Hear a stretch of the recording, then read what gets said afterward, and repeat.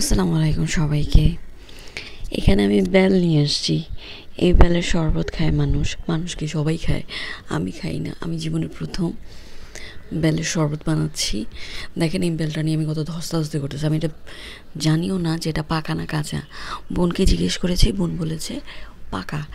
এখন এই বেল ছোটাতে গিয়ে অনেক কষ্ট করেছি, হাত দিয়ে ভাঙতে গিয়ে হাতে ব্যথা পেয়েছি।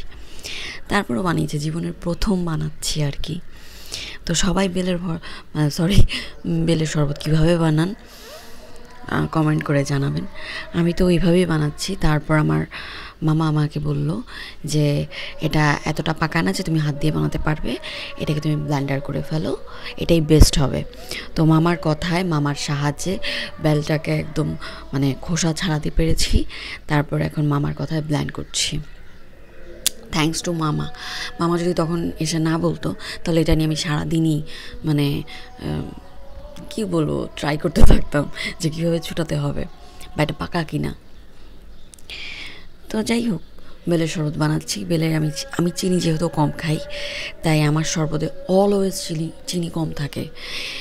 আর এটা নিয়ে সবারই থাকে, অবজেকশন থাকে যে আমি শরবত বানালে চিনি কম হয়, কারণ আমি নিজে চিনি খাই কম।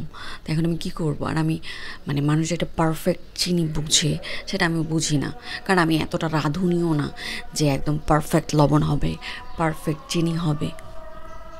যাই হোক, ব্লেন্ডারে আমার শরবতটা হয়ে গিয়েছে, আপনারা দেখতে পাচ্ছেন। এখানে আমি বিট লবণ দিয়েছিলাম, এখানে মনে হয় দেয় না। আমি ইউটিউবে দেখেছিলাম যে বিট লবণ দিয়েছে, তাই দিয়েছি। বাট পরে বললো যে বিট লবণটা না দিলে বেটার হতো। তো যাই হোক, বানিয়েছি আর কি। তো সবাই খেয়ে বলেছে যে এখন সান্ত্বনা পুরস্কার দিয়েছে, হ্যাঁ ভালো হয়েছে, কিন্তু একটু মজা হয়নি। তারপর আপনাদের সাথে শেয়ার করব।